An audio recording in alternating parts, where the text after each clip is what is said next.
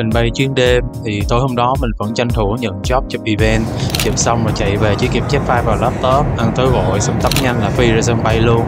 Xong hết thủ tục thì mình lôi laptop ra ngồi chỉnh hình và upload file. Mọi thứ diễn ra siêu vội luôn, nhưng mà may mắn là suôn sẻ.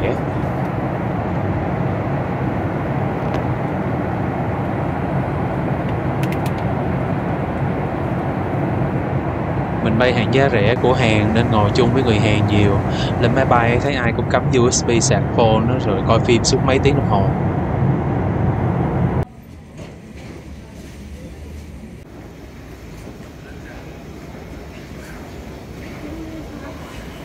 Tới sân bay Incheon lần đầu cảm giác thiệt là kỳ lạ. Mọi thứ nó cứ im ắng trật tự sao á. Mình làm thủ tục cũng nhanh, không có bị làm khó gì.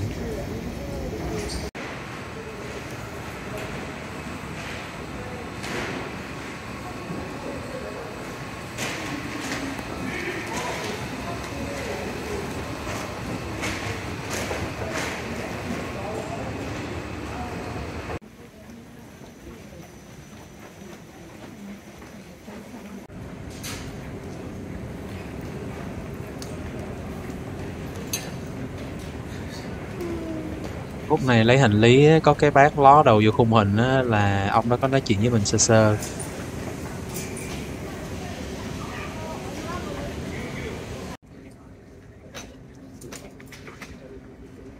Toilet đẹp quá nè. Toilet là thể hiện đẳng cấp của sân bay đó nha.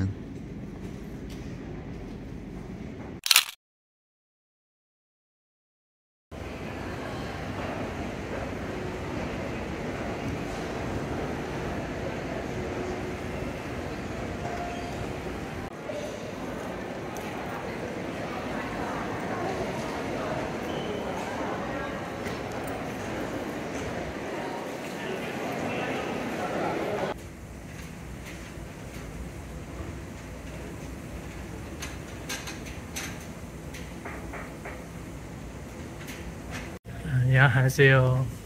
Giờ đã đến được sân bay Incheon.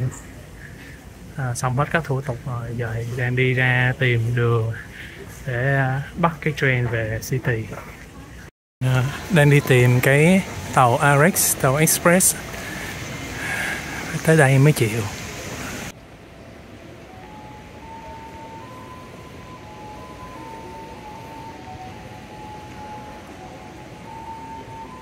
Rồi, hình như phải lại đây mua vé.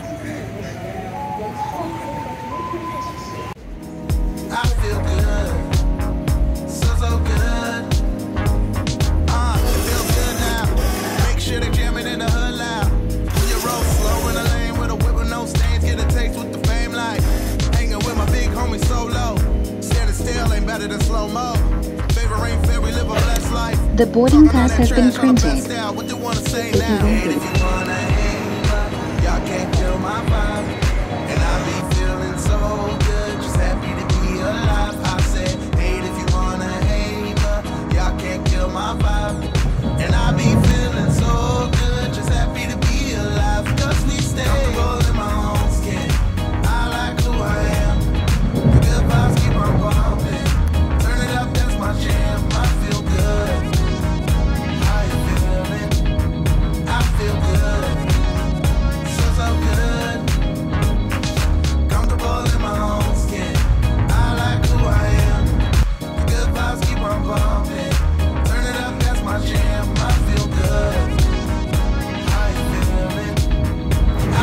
Đang ở trên tàu Express về Seoul Station.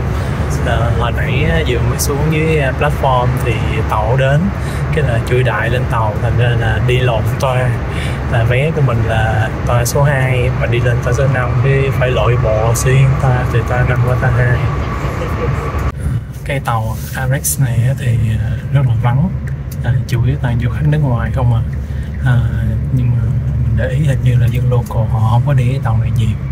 Hồi nãy có hỏi thăm cái bác lớn tuổi người local kia thì bảo là bác đi bus, rồi thấy có mấy đứa người trẻ trẻ thì trong đời đi chung thì họ đi cái tàu bình thường là tàu chậm hơn tàu này. Này mình đi cho biết, chứ còn tính với thời gian thì cũng không có gì gấp gáp, tại vì khách sạn 4 giờ chiều mới check in mà giờ mới 9 giờ sáng, đi về sớm thì cũng đâu có làm gì đâu, mà cái tàu chậm thì giá vé nó rẻ hơn tàu nhanh. Nếu đi bus thì còn rẻ hơn nữa.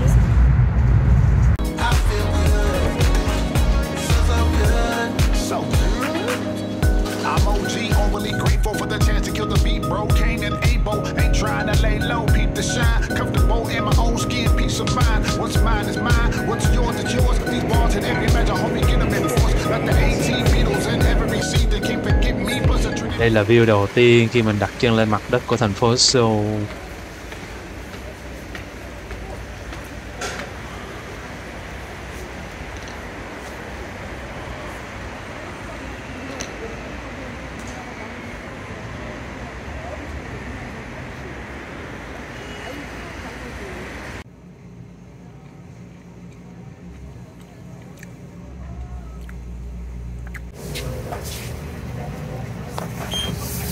Đầu tiên ở Hàn Quốc, GS75.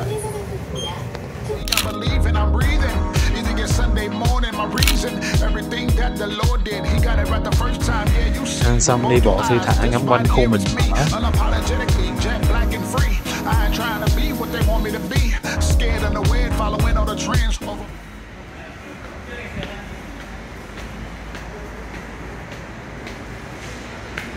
Giờ thì mình đến trạm City Hall để tham quan Doksu-gung.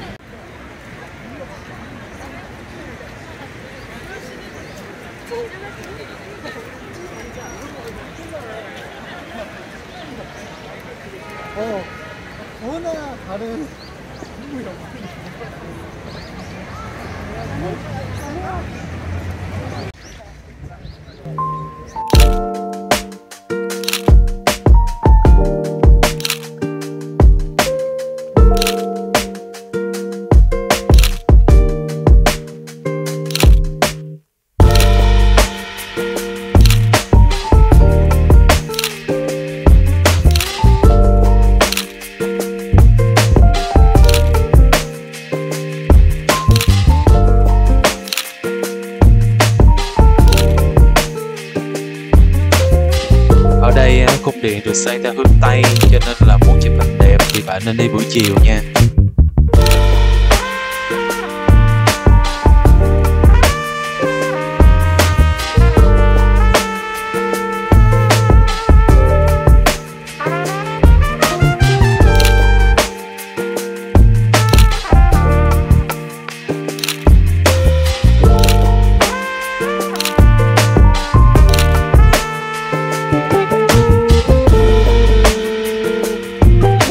Hôm nay trong một cái tòa nhà của khuôn viên Doksu-gung có triển lãm của MMCA. Mình thấy họa sĩ có vẻ là người có tầm cỡ thì mới được triển lãm ở đây, cho nên mà mình cũng mua vé vô xem. Ở tập này thì mình chỉ chia sẻ lướt qua về cái triển lãm này thôi nha. Hẹn tập sau sẽ nói nhiều hơn về bảo tàng và gallery.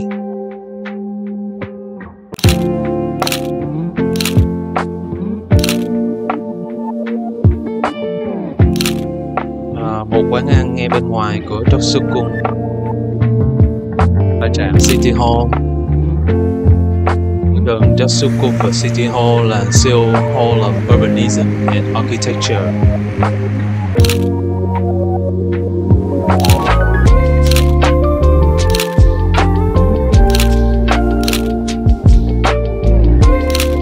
Như là người ta đang tưởng niệm những người đã mất vì Covid thì phải.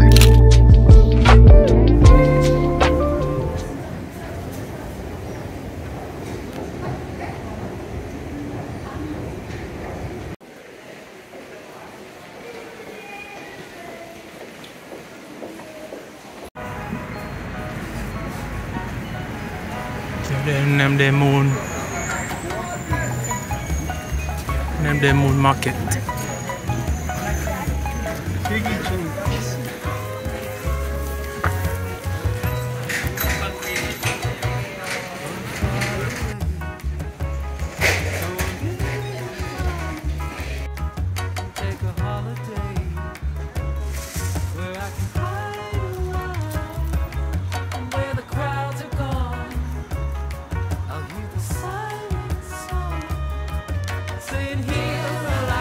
Chợ này thì chắc chủ yếu bán ban ngày, nên là buổi tối thì chắc có mỗi hàng của cô này là nổi bật nhất rồi đó.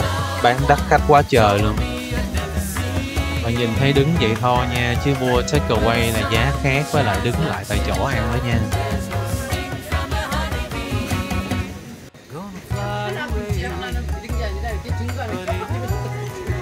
Nè, món mình mua nè, 4.000 won được 6 miếng takeaway. Còn nếu mà đứng tại chỗ thì chỉ được 5 miếng thôi.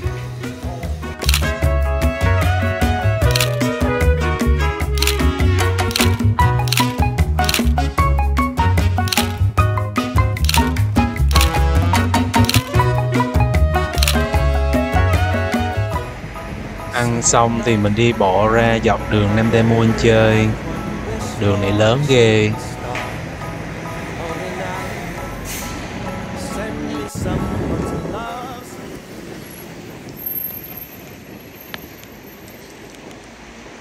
Đây là đài phun nước của Bank of Korea Museum. Dịch là sao ta? Bảo tàng ngân hàng Hàn Quốc.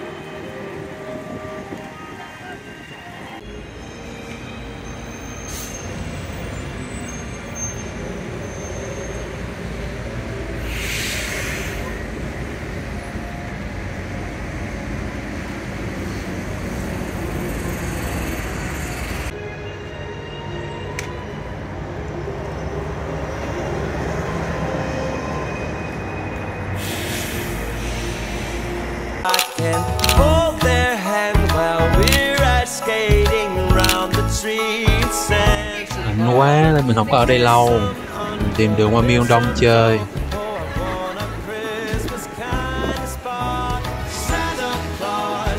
Mình check in Myeongdong thôi chứ lạnh quá, không có quay chụp được gì hết. Cái tay mất cảm giác luôn.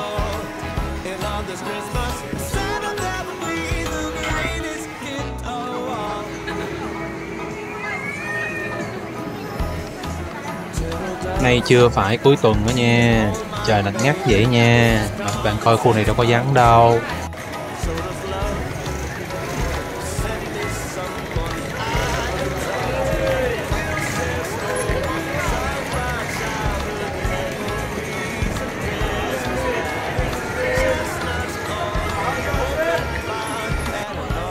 Ê, mấy cái tiệm vẽ chân dung kiểu này bên này nhiều ghê á. Đi khu phố đi bộ nào cũng thấy hết trơn á. Mà thấy cả du khách lẫn dân local đều vô, thường là mấy bạn trẻ trẻ vô.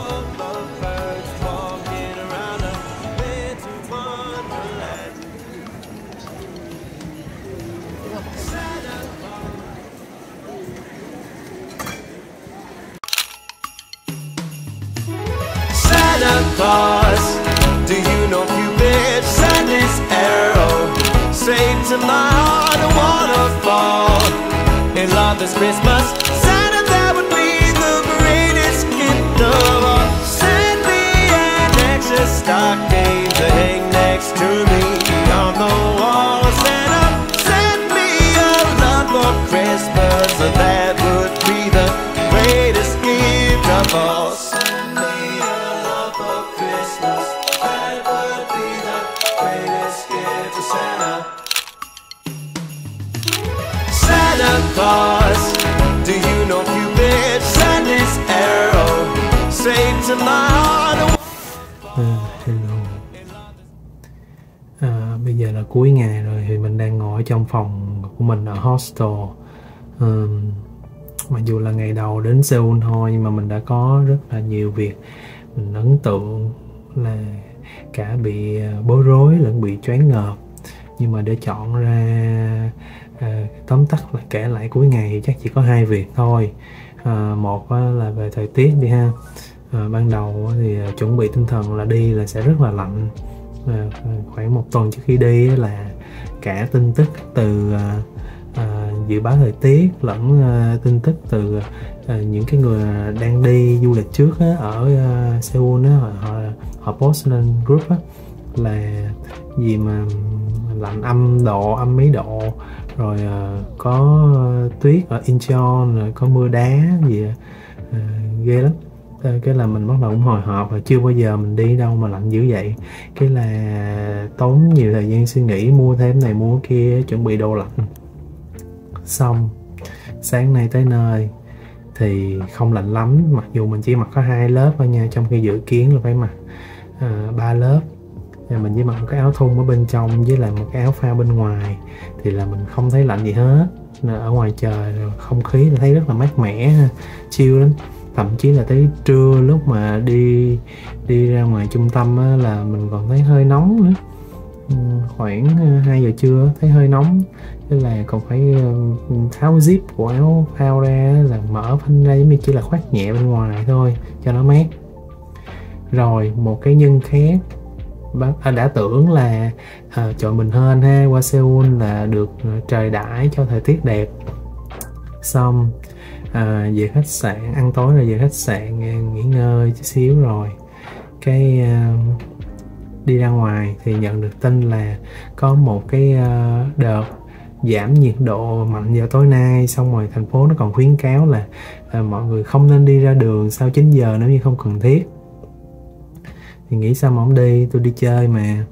Cái là cũng thêm một lớp áo nữa mỏng bên trong, rồi nhưng mà không có găng tay, không có quấn khăn, không có gì hết. Cái đi qua Myeongdong chơi đó, lạnh quá trời lạnh luôn, real feel âm 8 độ, không thể nào cầm được máy ảnh, quyết định cất máy ảnh luôn, đi vòng vòng chơi, xong rồi vô cà phê ngồi thôi. Thì có trong một ngày mà nhiệt độ nó chênh lệch quá lớn. Cho nên là bài học rút ra cho ai mà du lịch Seoul vào mùa đông hay thậm chí là đầu mùa đông như mình, thì thôi cứ chuẩn bị đầy đủ đồ mùa đông ha, cứ chuẩn bị áo giữ nhiệt ở bên trong, rồi găng tay, rồi mũ ha. Ví dụ như mà cứ đem theo bỏ trong túi đi ra đường, lỡ mà nó không có lạnh quá thì thôi, mà lỡ nó lạnh đó thì kiếm chỗ nào rồi chồng vô liền. Cái chuyện thứ hai mà mình tức nguyên ngày hôm nay là chuyện sử dụng tàu điện ngầm. Mình thì y cũng đi nước này nước kia, cũng có kinh nghiệm sử dụng tàu điện ở mấy nước đó rồi nghĩ là mình hiểu quy luật ha, hiểu là mình biết đọc chữ, mình đọc hướng dẫn này kia là mình đi được thôi. Rồi trước khi đi lúc nào cũng nghiên cứu sơ sơ trước bản đồ ở cái chỗ thành phố đó, thậm chí là nghiên cứu luôn cả bản đồ đường sắt nữa, tính trước luôn là ví dụ như mình ở khu đó đi qua đây đi tuyến tàu này, nói chung là cũng ghê lắm, tưởng là mình. Nhưng lần nào đến mấy cái nước mà có sử dụng tàu điện á, cũng tốn 1-2 ngày đầu là lóng ngóng là sẽ có đi lộn. Nhưng mà ví dụ như mấy cái nước như là mấy cái nơi như là Bangkok hay Sing á, mình đi lộn, cái mình đi lại vẫn được, miễn sao là chưa có ra khỏi ga, chưa có qua khỏi cái máy quẹt thẻ. Còn ở Seoul này có mấy cái chỗ là mình đi lộn như vậy, mình vừa bước qua khỏi cái máy quẹt thẻ, mình đi xuống ga để chuẩn bị lên tàu là biết rồi, xong đi lộn hướng rồi. Thì lúc đó tiến thoái lưỡng nan, lên tàu thì không lên được, mà vòng lại thì phải đi qua, chỉ có một con đường là phải đi qua cái máy quẹt thẻ, và phải chấp nhận là quẹt thẻ xong mất tiền ngu chỗ đó, rồi đi ra mua cái thẻ, mua cái vé mới. Ngày hôm nay tổng cộng là đã mất tiền ngu 3 lần, vị chi là 4.500 won. Hy vọng là bây giờ thì cảm thấy tỉnh táo rồi, cuối ngày mấy cái chuyến cuối ngày đi về là khách sạn là không có bị lộn nữa rồi, nên hy vọng là ngày mai là sẽ cẩn thận, từ từ đọc hướng dẫn sử dụng trước khi dùng để không đi lộn, không mất tiền ngu nữa. Nhưng mà kể nốt một chuyện là ngày đầu tiên mình thấy mình cũng gặp may mắn nhiều lần, mà toàn liên quan đến những người Hàn Quốc cao tuổi. Tức là từ ở sân bay Tân Sơn Nhất là mình đã được một chú người Hàn hơi lớn tuổi, kiểu nhường hàng, rồi xong rồi hỏi thăm này nọ, xong thì gặp lại ổng cái lúc mà tới sân bay Incheon lấy hành lý này kia đó. Ổng hỏi mình là biết bắt tàu điện, bắt bus về thành phố sao chưa, ổng chỉ cho này kia, chứ thấy cũng có ý tốt. Xong thì cũng chào tạm biệt thôi, chứ cũng không có vẻ gì là có ý định gì xấu với mình hết á. Nhưng mà lúc đó mình cũng hơi sợ, mình cũng cẩn thận. Rồi sau đó là 2 lần lúc mà mình lóng ngóng ở mấy cái ga tàu điện á, mình đang mò mấy cái máy này máy kia, thì là cũng được có hai ông chú lạ quơ lạ quắc à, thì mấy ổng đâu có biết nói tiếng Anh đâu, mấy ổng khiều khiều mình chỉ mình là xong mấy ổng bỏ đi đó, nhiều khi cảm ơn còn không kịp nữa. Rồi có một ông chú là cái nhân viên ở ga tàu á, cũng thấy mình đang lóng ngóng cũng cầm cái cây gậy chỉ gì kiểu ông chỉ thấy cũng kiểu của người lớn tuổi á, nhưng mà ông chỉ cho mình đỡ lạc thì cũng cảm ơn ông nhiều. Rồi xong rồi đến cung điện Chon Bok Cung, cái mình kiểu mình cầm ngoài mấy cái hình sống ảo này mình cũng cầm máy ảnh mình chụp mấy chi tiết kiến trúc, rồi kiểu có vẻ cũng nghiên cứu tìm hiểu. Cái tự nhiên có một ông chú nhìn cũng trí thức nha, mà cũng hơi điệu điệu, rất là chải chuốt rồi mặc đồ rất là đẹp ha. Thì ông hỏi mình ở đâu đến, xong rồi cái ông tự nhiên ông quát ra, ông nói ông qua đây chụp cái này mới đẹp nè. Sao ông chỉ mình một cái gian đặc biệt trong cái cung điện đó, ông chỉ mình cái góc đó thì nó cũng đẹp thiệt nha, hợp lý. Xong rồi tự nhiên ông giảng cho mình là cái lịch sử ở chỗ đó này kia, xong mình hỏi ông chỉ tiếp. Nói chung là tự nhiên mình coi thì chưa chắc mình sẽ nhớ lâu đâu, nhưng mà do nói chuyện với ổng về cái chỗ đó, cái là tự nhiên mình lại nhớ cái lịch sử ở chỗ đó lâu hơn. Thì cảm ơn ông nhiều, xong ông cũng bỏ đi à. Chứ mình lúc đó mình cũng hơi sợ nha, nhiều khi là giả bộ tối với mình rồi mời mình đi này kia, dụ mình vô giáo phái này nọ, mình có nghe nói mình cũng hơi sợ, nhưng mà không. Rồi cuối cùng là lát cũng ở cung điện đó, lát sau có một ông chú già khác thì nhìn ổng bình dân lắm, ổng cười hả vậy, ổng hát, ổng đi vòng vòng hát hò vui. Xong cái ông thấy mình, cái ông cũng hỏi ở đâu đến này kia, xong ông cũng chỉ mình nha, nè view này đẹp nè, view này mày chụp là mày vừa thấy cái cung điện cổ nè, rồi đằng sau mày thấy City Hall nè. Mà tất nhiên là ông không có nói tiếng Anh được rõ ràng đâu, ông chỉ ông nói nguyên tràng tiếng Hàn để mình tự hiểu vậy thôi. Sao ông chỉ nói được một từ tiếng Anh duy nhất là City Hall thôi. Đó, rồi đi tàu cũng gặp vài người cũng dễ thương. Nói chung là ngày đầu tiên để ấn tượng rất tốt đối với người cao tuổi ở Hàn Quốc. Ê, tôi đi ngủ nha, nhớ coi tiếp mấy phần sau nha các bạn. Cảm ơn Hamnita.